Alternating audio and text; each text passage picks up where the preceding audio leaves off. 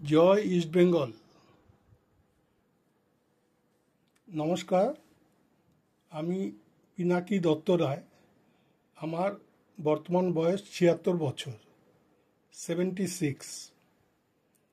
ইস্টবেঙ্গল ও চেন্নাইয়ের খেলা দেখে হাপুস নয়নে কেঁদেছি। দুরাত ঘুমের ওষুধ খেয়েও ঘুমোতে পারিনি। Do I really deserve this? ইস্টবেঙ্গলের কোটি কোটি সমর্থক আছেন সারা পৃথিবীতে। হয়তো অনেকেরই জন্ম এই দেশেই হয়েছে, এমনকি তাদের বাবা মায়ের জন্মও হয়তো এই দেশেই হয়েছে। কিন্তু আমার জন্ম বাংলাদেশের ঢাকা জেলার নারায়ণগঞ্জে। আমার বাবা স্বর্গীয় সমরেন্দ্র দত্ত রায় তিনবার ঢাকা থেকে প্লেনে করে কলকাতায় এসে ইস্টবেঙ্গল মোহনবাগানের ডার্বি দেখে বাড়ি গেছেন সেই রাতে প্লেন ধরে, এবং নারায়ণগঞ্জে গিয়ে সারা রাত পার্টি দিয়েছেন।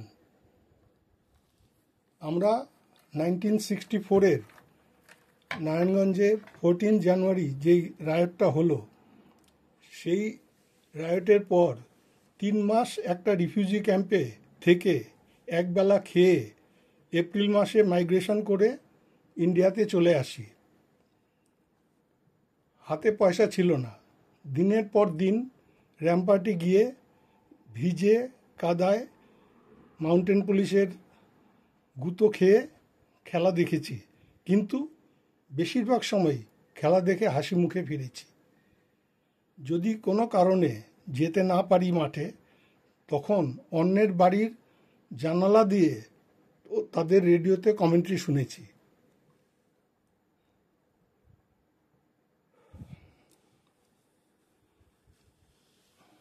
হাজার কষ্ট যন্ত্রণার মধ্যেও, এত স্ট্রাগলের মধ্যেও আমাদের ওই একটাই সান্ত্বনা ছিল, ইস্টবেঙ্গলের আগুন ঝরা খেলা। আমার ছেলে মেয়ে নাতি নাতনিরা তো শুধু ইস্টবেঙ্গলের লজ্জাজনক হারই দেখছে। তাদের প্রশ্ন, কেন এই ক্লাবকে এত সাপোর্ট করো? প্রতিবার লুলা ল্যাংড়া চোটগ্রস্ত বিদেশি এনে ছেলে খেলা হচ্ছে আমাদের সাথে। কোন ক্লাবের সিটিও ডাগ আউটে বসে? আমাদের সিটিওর এত সাহস হয় কোথা থেকে যে ডাগ আউটে বসে কোচের কানে কুপরামর্শ দেয়?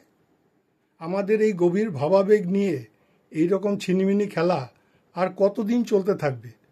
বর্তমান কর্মকর্তারা বছরের পর বছর মাদারি সেজে হাতে ডুগডুগি নিয়ে কোটি কোটি সমর্থকদের বানর নাচ দেখিয়ে পয়সা কামাচ্ছেন।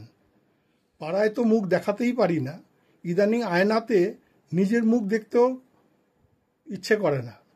আমার প্রেশার, সুগার, কোলেস্টেরল, অনিদ্রা দিন দিন বেড়েই চলেছে। রিসেন্টলি আমি ফোর্টিসে ডাক্তার দেখাতে গেছিলাম। আমার ডক্টর জয়দীপ ঘোষ আমাকে দুহাত জোর করে রিকোয়েস্ট করেছেন, পিনাকিবাবু, শরীরটা তো আপনার নিজের, দয়া করে এই বছরটা আপনি মোহনবাগানের সাপোর্টার হয়ে যান। কিন্তু কি করে বোঝাবো, ইস্টবেঙ্গল আমার দ্বিতীয় মা। সত্যি সত্যি আমরা এটা ডিজার্ভ করি না। এর থেকে তো ক্লাব বন্ধ করে দেওয়া ভালো। আমাকে সেদিন টিভির সামনে কাঁদতে দেখে আমার 5 বছরের নাতনি গুনগুন দৌড়ে ঠাকুর ঘরে এসে শিব ঠাকুরকে জড়িয়ে ধরে বলছে, আমার দাদুনকে জিতিয়ে দাও। দাদুর কান্না আমি সহ্য করতে পারছি না। ধিক্কার, শতকোটি ধিক্কার এই অপদার্থ, স্বার্থপর, লোভী এবং আনপ্রফেশনাল কর্মকর্তাদের। আর নিতে পারছি না, বিশ্বাস করুন, আর নিতে পারছি না।